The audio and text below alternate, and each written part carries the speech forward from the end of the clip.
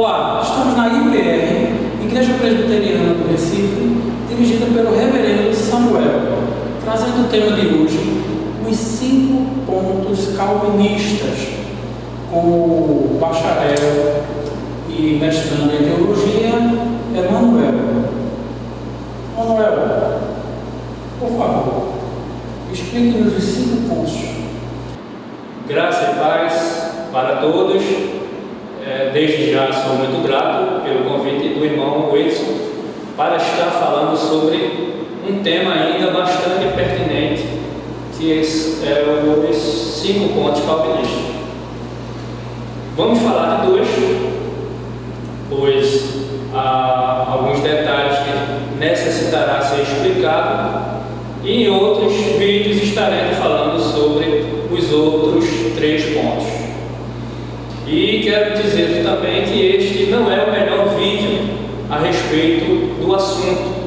Nós não vamos esgotar o assunto e isto não é a solução definitiva de uma discussão de século. Você tem bastante vídeos no YouTube sobre o assunto, de pessoas muito mais competentes do que eu, e você também tem bastante livros escritos por editores de responsabilidade com o mesmo tema que estaremos falando aqui. Pois bem, os 5 pontos calvinistas, eles são depravação total, eleição incondicional, expiação limitada, graça irresistível e perseverança dos santos. Estaremos falando da depravação total e da eleição incondicional. Fiz aqui um pequeno esboço para estar me dando um norte, pois alguém já disse que assim como a receita não é o remédio, nem a foto é a pessoa, este esboço não é tudo que iremos falar aqui, mas está nos dando uma direção para não perdermos um pouco o sistema, a consequência do que queremos dizer. Pois bem, depravação total. O que seria depravação total? É o relacionamento do homem com Deus quebrado por meio da desobediência. Ok? É o relacionamento do homem com Deus quebrado por meio da desobediência. Você pode ver isso lá em Gênesis, capítulo 2, versículo 16 e 17, onde Deus vai dizer para Adão e Eva comerem de todos os frutos que havia no jardim, menos da árvore do conhecimento do bem e do mal. E no capítulo 3,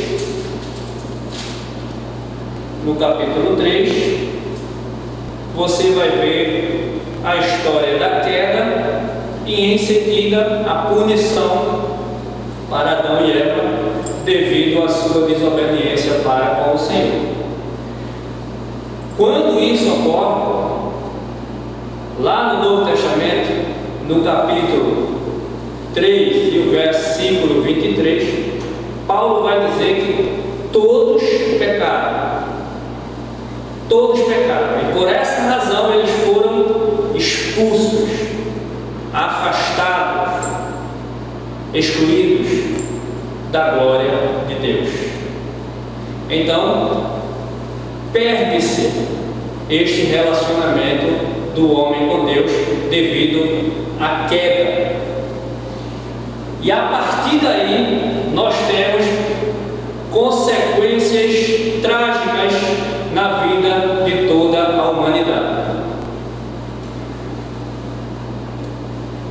O homem agora passa a ser mau, ele passa a ser totalmente depravado. Em termos mais, digamos, bíblico, ele está totalmente arruinado, ele está totalmente corrompido. Existe uma palavra lá em Gênesis, no capítulo 6 e versículo 12, Gênesis capítulo 6 e versículo 12, que diz assim: E viu Deus a terra, e e esse estava corrompida, porque toda a carne havia corrompido o seu caminho sobre a terra. Esta palavra, pela Septuaginta, ela é traduzida por uma palavra conhecida como kateph-tarmenoi, e esta palavra que está aqui em Gênesis 6:12, na Septuaginta, a tradução para a Septuaginta, é a mesma palavra que está lá em 2 Timóteo, capítulo 3 e verso 8.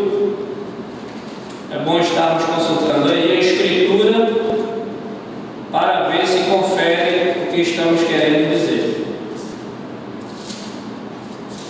2 Timóteo, capítulo 3 e o verso 8 diz assim: e como Janes e Jambres resistiram a Moisés, assim também estes resistem à verdade, sendo homens corruptos de entendimento e réprobos quanto à fé. Observe, esta é a mesma palavra que está lá em Gênesis, no capítulo 6 e 12, na tradução para a Septuaginta. E a palavra que Paulo utiliza aqui, no capítulo 3 e o versículo 8, é esta mesma palavra que está lá na Septuaginta, cuja tradução pode ser homens arruinados, homens corruptos, homens depravados. Então, a partir daí, o homem agora ele está em uma condição precária. Observe, Isaías 64 e o versículo 6. Isaías ele vai dizer que toda a nossa justiça perante Deus, ela é como um trapo de imundícia. O homem agora ele é imundo, ele faz alguma coisa que pensa ele que é justo, porém diante de Deus aquilo é imundo. Deus não aceita tal ação, devido a estar vindo de um homem caído, depravado, com o seu relacionamento com Deus quebrado. Romanos, no capítulo 3,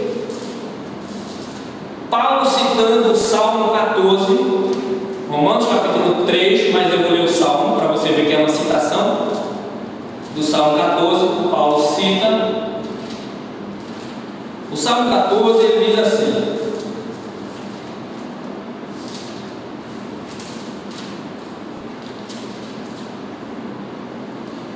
disse o nécio no seu coração: não há Deus.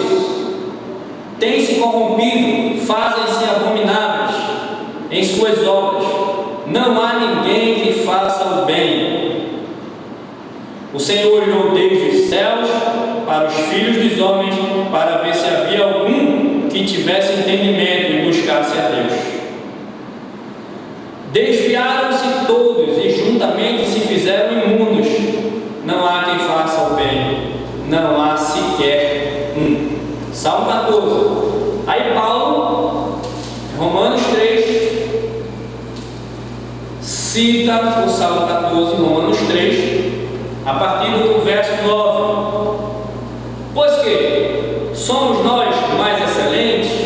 De maneira nenhuma, pois já antes demonstramos que tanto judeus como gregos, todos estão debaixo do pecado, como está escrito: não há um justo, nenhum sequer.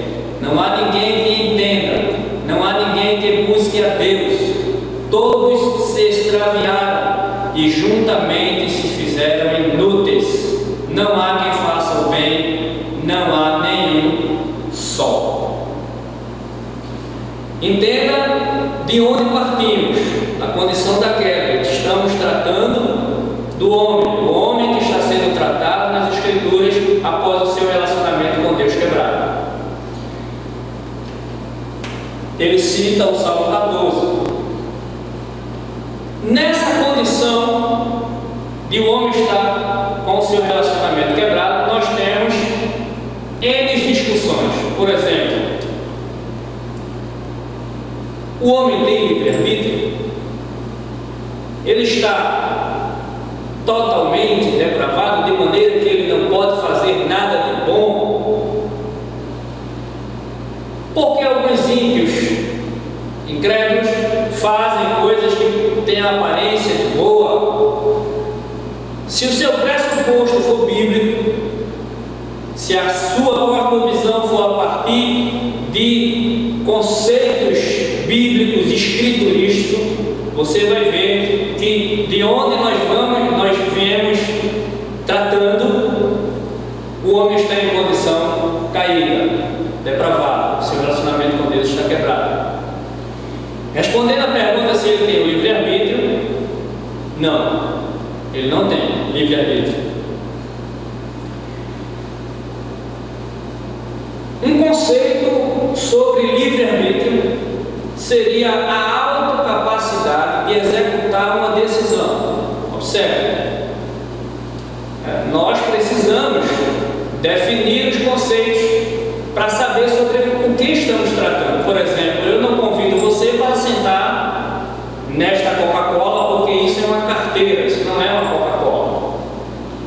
Portanto, eu preciso analisar o conceito e, a partir da análise do conceito, ver se há falhas em sua definição. Então, quando eu digo que livre-arbítrio é a capacidade de executar uma decisão, eu convido você a pular da terra para a lua. Você diz que, mas isso é loucura. Ora, você é livre, você é capaz para executar uma decisão. Passe por dentro de uma parede. Ora, você é livre. Então, se a grosso modo, se formos para o mais restrito da ideia de livre-arbítrio, só um ser tem livre-arbítrio e ele se chama Deus. Portanto, você não tem livre-arbítrio, você tem livre-agência, você tem uma liberdade limitada em um espaço de tempo onde você foi criado e posto para viver pelo Criador. Então, você tem uma certa liberdade nesse espaço criado, que Deus criou e Ele colocou para viver. Mas livre-arbítrio, uma vez que o conceito seria a autocapacidade de executar uma decisão, você não tem. Observe o problema que traz essa definição. Eu sou capaz de executar uma decisão. Sim. Qualquer uma? Não. Se não é qualquer uma, então eu não tenho livre-arbítrio. Livre-arbítrio, o conceito deve se estender a todas as implicações. Se você tem livre-arbítrio, você tem de fato. Você atravessa uma avenida sem olhar para um lado e sem olhar para o outro, porque você é livre para executar essa decisão. No entanto, você não fará isso, porque quando você for atravessar uma avenida de mão dupla, você olhará para a esquerda e olhará para a direita para ver se vem carro. Você sabe por que você olha? Porque você não é livre. Você não tem livre-arbítrio. Então, esta seria a discussão de livre-arbítrio. Segundo, o homem pode vir a Deus por si só? Não. Não, porque ele está totalmente depravado, ele caiu. Caindo ele, não existe livre-arbítrio. Então, para vir a Deus, ele precisa de uma intervenção divina para que isso aconteça. Observe, Efésios, capítulo 2, diz assim: e vos vivificou estando vós mortos em ofensas e pecados.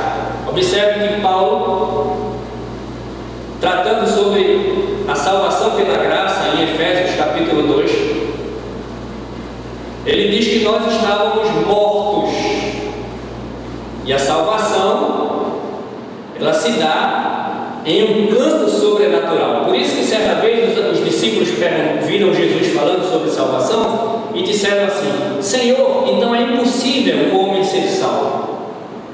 Jesus confirma: sim, mas o que é impossível para os homens é possível para Deus.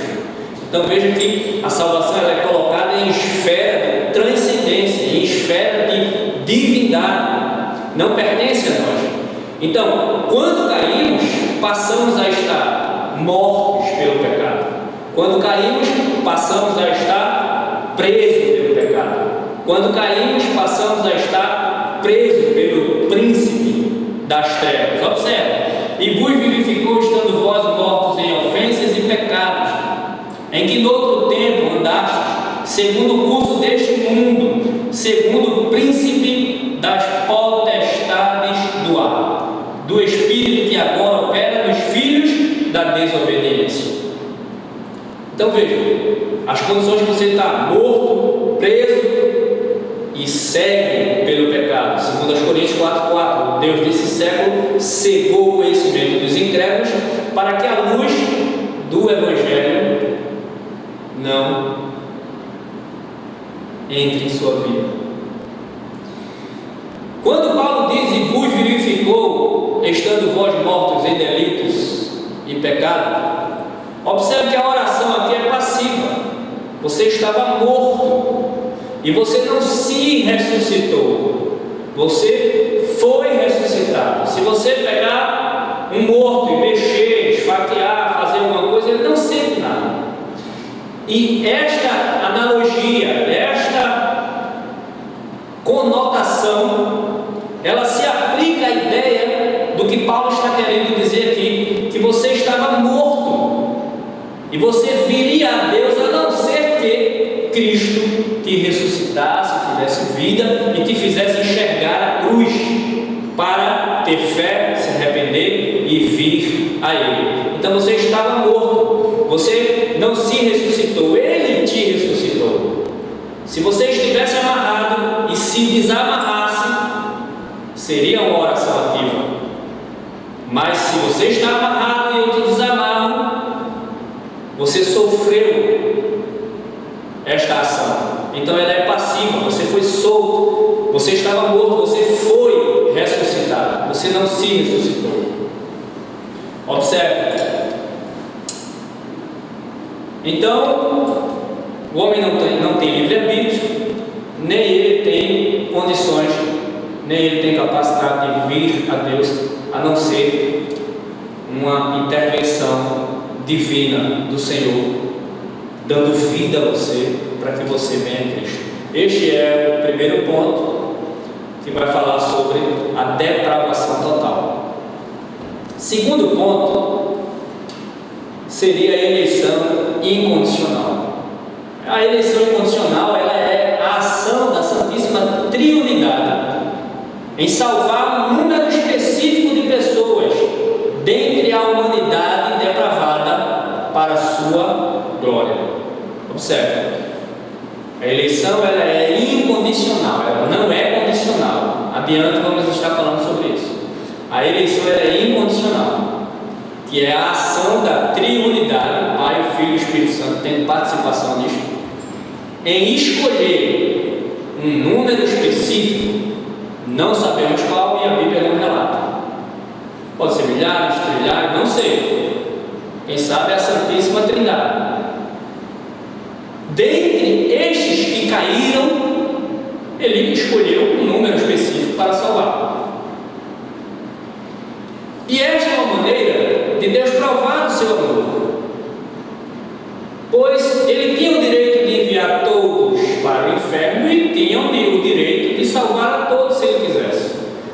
Mas como o amor de Deus seria visto, em que perspectiva, uma vez que eu olhasse para Deus e visse que pelo seu amor, sua bondade, sua misericórdia, ele me salvou, e olhasse para os condenados e visse que aqueles homens iriam para o inferno, e logo viria a reflexão de gratidão a Deus por eu não ser um dos tais. Por esta razão eu alcançarei a perspectiva do amor de Deus para com os seus eleitos, vendo que existe uma parte que será condenada e não estaremos lá. tem como você entender o tal amor falado por João 3,16 se você não vê uma parte que vai para o inferno e dentre os tais você não está lá. Você será eternamente grato a Deus. Quando ele fez isto, quando Deus elegeu um grupo para salvar, ele fez isso em um momento da eternidade. Em um momento da eternidade ele fez isso. Observe. Efésios capítulo 1, versículo 3. Bendito Deus e Pai de nosso Senhor Jesus Cristo, o qual nos abençoou com todas as bênçãos espirituais nos lugares celestiais em Cristo, como também nos elegeu, nos escolheu nele em quem? Cristo. Quando? Antes da fundação do mundo, para que fôssemos santos e irrepreensíveis diante dele em amor. Esta decisão foi uma decisão entre a Trindade, a Santíssima Trindade, em um momento da eternidade.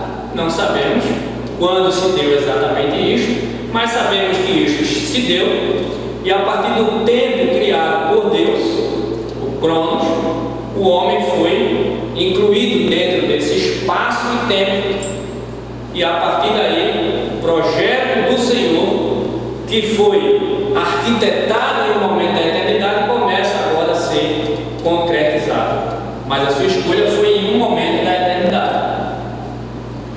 A gente vê isso em Mateus capítulo 25, verso 34, quando Deus chegará e dirá: vinde benditos do meu Pai, possuí por herança o que vos está preparado antes da fundação do mundo, antes dos alicerces do fundamento do universo existir. Deus já tinha decidido um número específico de pessoas para salvar a partir da sua escolha soberana. Dentro destes argumentos, nós temos algumas abordagens críticas e questionamentos de sentimentos, tipo, que Deus é injusto, isso é acepção de pessoas, porque Ele escolheu uns para salvar e outros para condenar, enfim. Uma das questões que quero tentar esclarecer para você aqui é a respeito do que seria a acepção de pessoas na Escritura, quando ela trata em alguns textos dizendo que Deus não faz acepção de pessoas. Deus não foi injusto, Ele não fez acepção de pessoas, escolhendo uns para salvar e outros para não salvar. Eu quero dizer a você que Ele não foi injusto fazendo isto. Por quê? Ele não foi injusto. A gente vai tentar justificar por que Ele não foi injusto fazendo isto.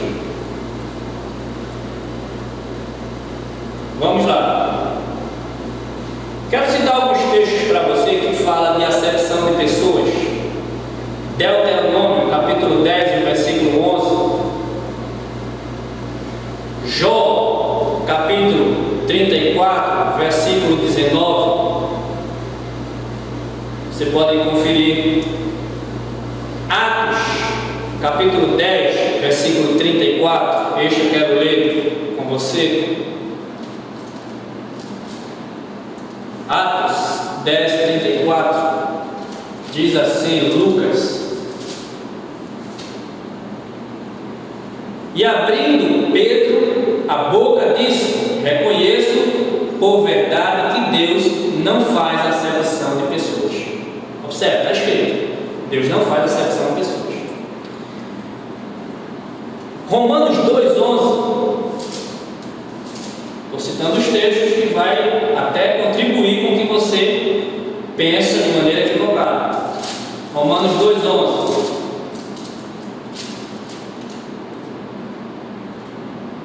Porque para com Deus não há acepção de pessoas. Romanos 2,11. Um clássico, Tiago, capítulo 2,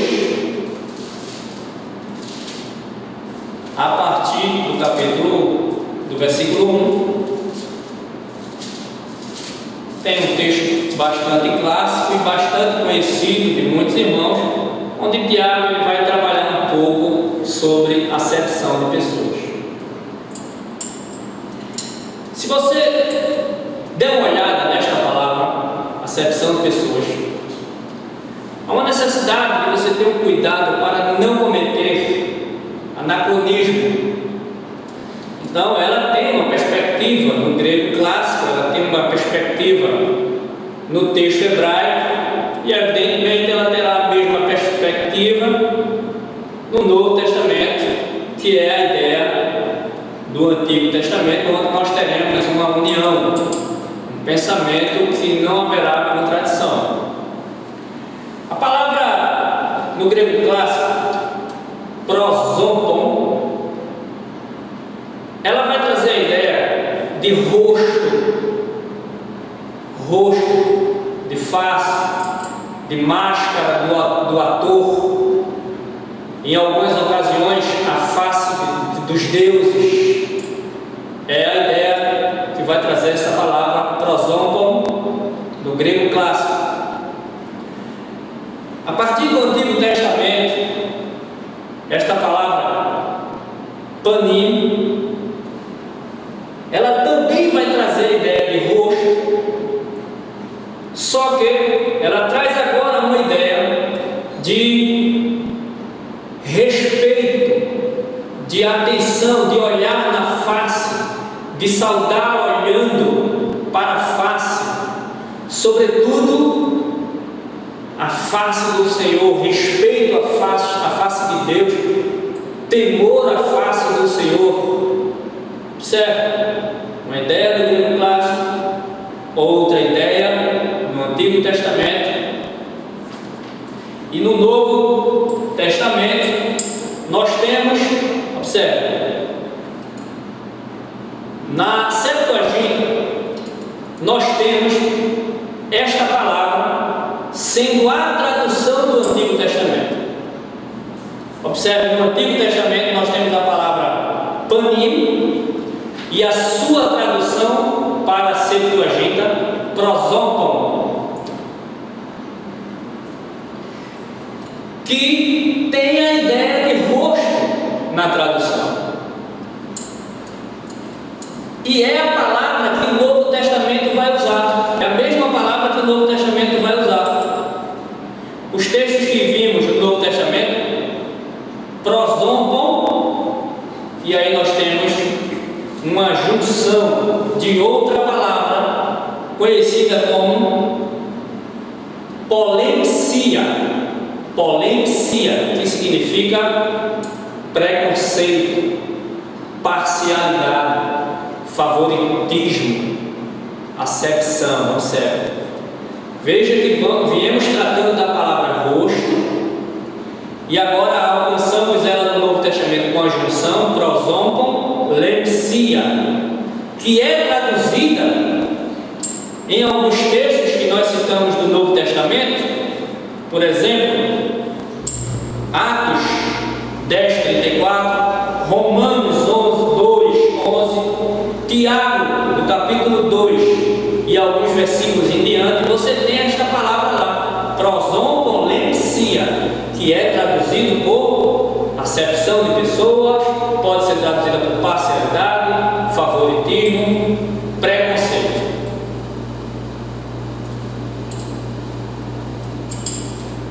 Porque não é injustiça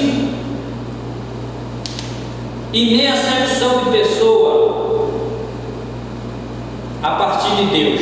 Observe, não é acepção de pessoa.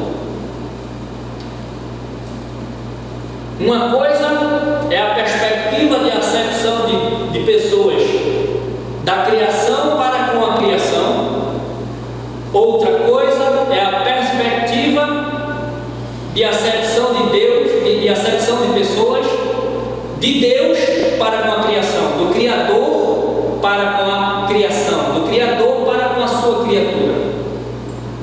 Se você observar no que foi lhe dito antes, na construção do argumento, você vai observar que nós temos lados opostos.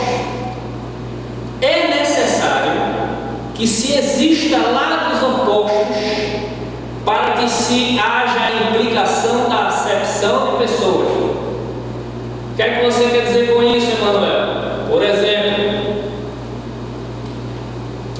o texto clássico de Tiago, capítulo 2 em diante. Meus irmãos, não tenhais a fé que nosso Senhor Jesus Cristo, Senhor da glória, em acepção de pessoas. Porque se no vosso ajuntamento entrar algum homem com anel de ouro no dedo, com trajes preciosos, e entrar também algum pobre com sórdido traje, e atenderdes para o que traz o traje precioso, e lhe disserdes: assenta-te tu aqui no lugar de honra, e disserdes ao pobre: tu fica aí em pé, ou assenta-te abaixo do meu estrado. Observe que neste texto e nos textos que citamos, nós temos lados opostos. Isto está em função com a palavra prosopolempsia, que é traduzido por acepção de pessoas, preconceito, parcialidade. Ou seja, você tem uma estética que lhe atrai, e a partir do que essa estética tem de positivo e lhe atrai, você convida ela é convidativa, você convida ela, e a estética negativa, você rejeita ela. Isto é inerente do ser humano, pois ele é caído, ele é pecador, e ele faz acepção de pessoas. Então, tendo os lados opostos, você tem uma escolha a fazer, que é o melhor, e desprezar o pior na sua perspectiva. Então você fez uma acepção de pessoa, você teve parcialidade, você foi preconceituoso, você fez favoritismo. Agora, Emanuel, e por que não isso é possível a partir de Deus? Observe, não há lados opostos na queda. A humanidade está em uma única condição. Qual é a condição da humanidade? Romanos 3:23. Todos pecaram, expulsos, excluídos foram da glória de Deus. Você só teria lados opostos se Deus tivesse criado um grupo de Adão antes da queda e um grupo de Adão após a queda. E agora Deus decide escolher o grupo de Adão antes da queda, privilegiado, sem pecado, perfeito, e escolheu desprezar o grupo de Adão antes da queda. Observe, você tem lados opostos, um grupo de Adão antes da queda e um grupo de Adão após a queda. Partindo da perspectiva, do conceito que elaboramos anteriormente sobre o que é acepção de pessoa, desde o grego clássico ao Antigo Testamento, ao Novo Testamento, perceba que há necessariamente uma implicação de lados opostos para que haja a aplicação da acepção de pessoa. Isso só é possível a partir da criatura para a criatura, mas não do Criador para a criação. Então, nesse sentido, Deus não fez acepção de pessoas. Ele tinha todo o direito de escolher quem Ele quiser para salvar, de escolher o número que Ele quisesse para salvar. E eu costumo dizer o seguinte: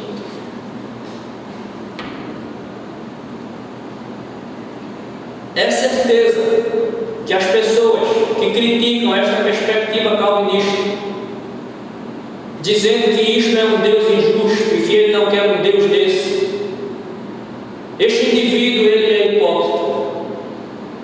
Se seu coração está cheio de maldade, cheio de pecado.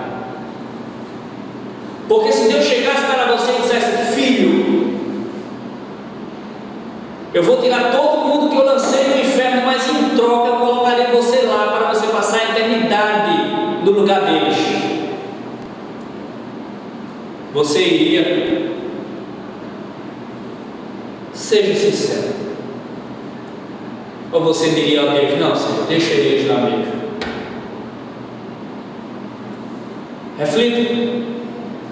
Qual é a base que Deus utilizou? Qual é o fundamento? Qual é o critério que Deus utilizou para exercer a eleição dentre a humanidade que está totalmente depravada?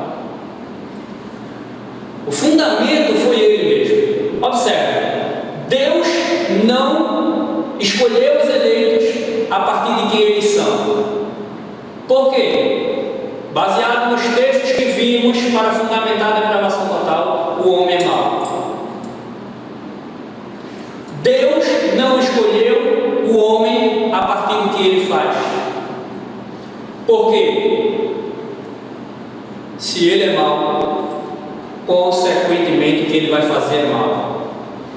E aqui uma observação para alguns equivocados a respeito da depravação total. Quando o homem cai, ele não vira um monstro irracional. Não. Ele é depravado em profundidade e ele é depravado em extensão. Em profundidade, ele é depravado no seu interior, e em extensão, ele é depravado em tudo que ele faz. Mas observe, um médico que não é cristão, que faz uma cirurgia de câncer, e a cirurgia é bem sucedida, e aquela pessoa é salva, isso foi um mal? Não. Este bom é bom em si.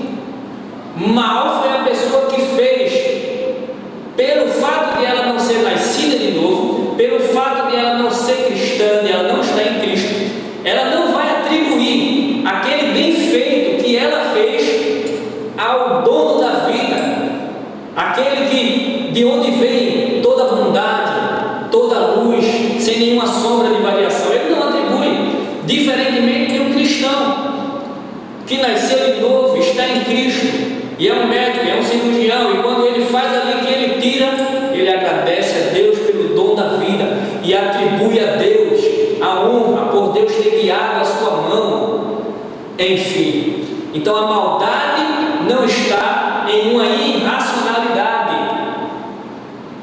E evidentemente que se Deus não freasse o pecado, a sua concretização absoluta, de maneira que ele existe em sua potência, o mundo seria um caos.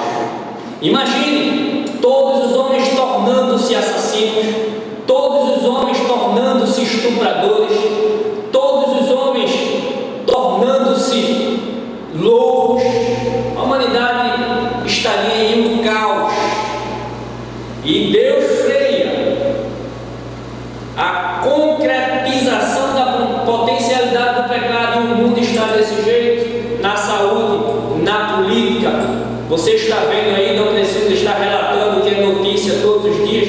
Imagine se ele não freasse a execução absoluta da existência da potencialidade do pecado. E mais um detalhe: Deus não escolhe você a partir do que você tem. Se você ler o Salmo capítulo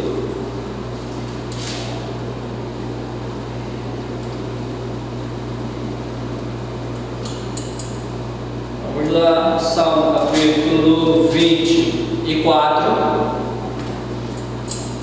Do Senhor é a terra e a sua plenitude, o mundo e aqueles que nele habitam. Do Senhor é a terra, a sua plenitude, e nele tudo aquilo que habita. Observe, Deus não te escolheu nem a partir de quem você é, porque você é mau, nem a partir do que você faz, porque o que você faz é mau, e muito menos a partir do que você tem, porque você não tem nada. Tudo pertence a Ele. Esta foi uma maneira de tentarmos esclarecer um pouco, de uma maneira simples, os 5 pontos. Nos próximos vídeos estaremos falando dos outros 3 eixos e falamos da depravação total e da eleição incondicional. Quero agradecer a você. Assista o vídeo, comente, faça crítica, justifique sua crítica, contra-argumente e será bem-vindo. E é isso aí, Wilson. Deus continue nos abençoando. É um prazer, irmão Manuel, neste momento, sobre essa reflexão, com o início desses 2 pontos. Iremos dar continuidade com os outros 3 pontos restantes. Manuel, traga suas considerações finais e agradecemos a todos por este momento, por ter nos acompanhado nesse estudo. Obrigado a todos. Quero agradecer aqui a Deus por esta dádiva e esta oportunidade de estarmos falando sobre a sua palavra. Quero agradecer ao convite mais uma vez pelo irmão Wilson por estarmos falando aí destes temas bastante pertinentes, e este vídeo acredito que não será o último, virá muitos de diferentes temas. Quero agradecer ao reverendo Samuel, o meu pastor, por ter cedido aqui o nosso espaço, onde estudamos a IPR, Igreja Presbiteriana do Recife, que fica aqui no Cais de Mariana, a sala aqui onde estudamos a escola dominical. Obrigado, Deus abençoe a todos vocês.